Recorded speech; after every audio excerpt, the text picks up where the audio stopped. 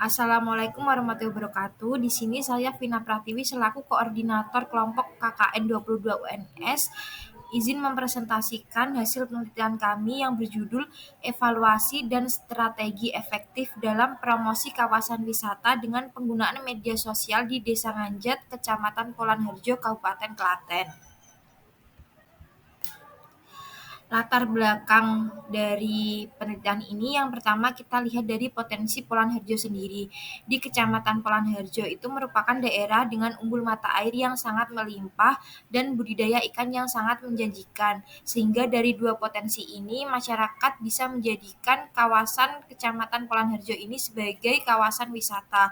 Di mana di Polanharjo sendiri memiliki potensi salah satunya di Desa Nganjat. Kemudian yang kedua yaitu potensi Desa Nganjat sendiri. Menurut Kepala Desa Nganjat yaitu Bapak Pandu Sujatmoko, Nganjat merupakan salah satu sentra pemasok sekaligus penyuplai ikan nila terbesar di Klaten. Selain itu, suasana pedesaan juga menjadi potensi yang ada di Desa Nganjat itu sendiri. Desa Nganjat ini sudah ditetapkan sebagai desa wisata sejak tahun 2013.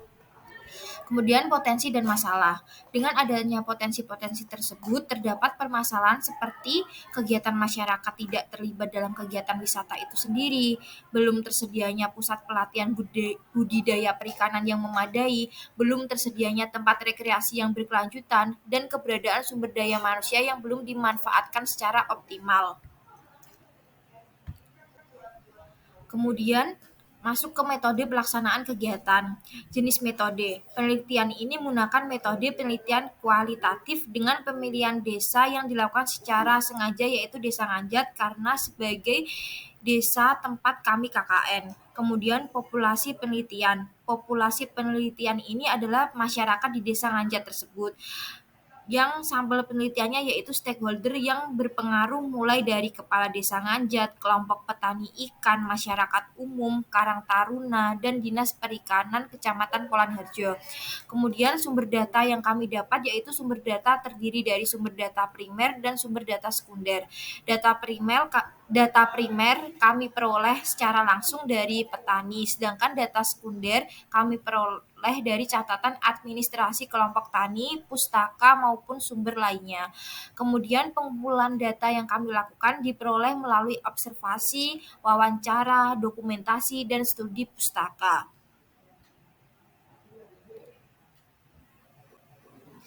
Masuk ke potensi wisata Desa Nganjat sendiri. Yang pertama ada atraksi wisata. Atraksi wisata ini menjadi salah satu potensi besar yang terdapat di Desa Nganjat karena dengan adanya atraksi wisata dapat dijadikan sebagai daya tarik wisatawan. Desa Nganjat memiliki atraksi wisata berupa daya tarik alam dan wisata edukasi. Daya tarik alam diperoleh dengan pemanfaatan persawahan di Desa Nganjat yang dapat dikembangkan dengan penambahan warung makan atau gazebo di pinggiran sawah. Selain itu, juga terdapat daya tarik alam lainnya yaitu pemandangan Gunung Merbabu dan Gunung Merapi. Yang kedua, potensi wisata Desa Nganjat sendiri yaitu sebagai wisata edukasi, berupa aktivitas program belajar budidaya ikan nila yang dapat langsung ditanyakan ke pemilik atau warga setempat.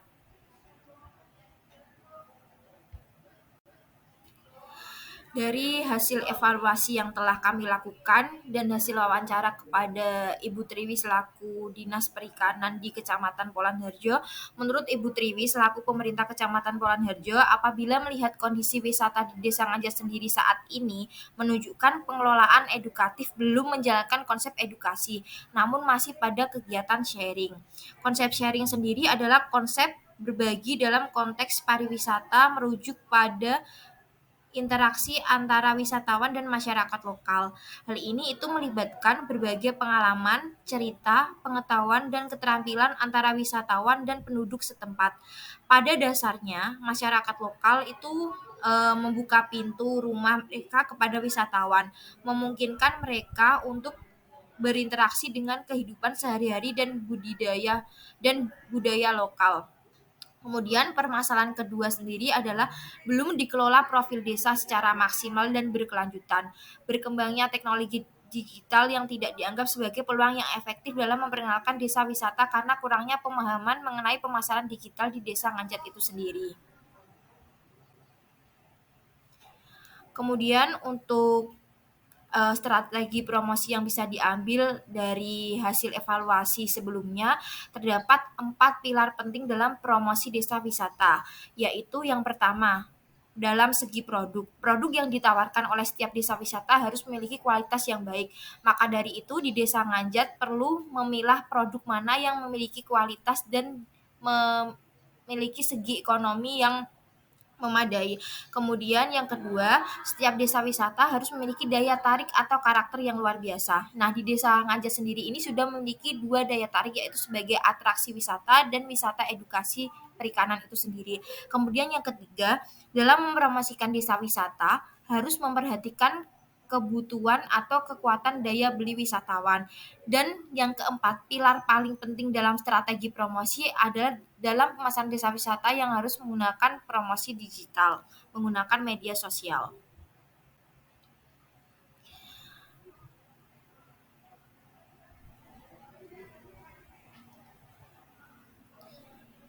Kesimpulannya dari hasil penelitian ini yaitu Desa Nganjat telah ditetapkan sebagai desa wisata sejak tahun 2013.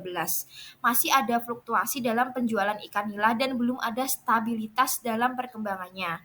Terdapat beberapa permasalahan yang perlu dievaluasi seperti atraksi, aksesibilitas, amenitas, dan akomodasi yang masih terbatas. Strategi efektif dalam melaksanakan promosi kawasan wisata di Desa Nganjat ini itu dapat melibatkan penggunaan media sosial. Pemilihan platform media sosial harus didasarkan pada pemahaman yang mendalam tentang audiens, jenis konten, biaya, dan sumber daya yang tersedia. Selain itu, evaluasi dan adaptasi terus-menerus perlu dilakukan dalam rangka menunjukkan potensi desa Anjat ini sebagai destinasi wisata yang sukses. Maka perlu adanya rencana yang terencana dan berkelanjutan serta kerjasama antara berbagai pihak termasuk pemerintah daerah Pulau Harjo, pemerintah desa Anjat itu sendiri, masyarakat lokal, akademisi, dan pelaku lainnya. Sekian presentasi dari kelompok KKN 22 UNS. Apabila ada salah kata, saya ucapkan mohon maaf. Terima kasih. Wassalamualaikum warahmatullahi wabarakatuh.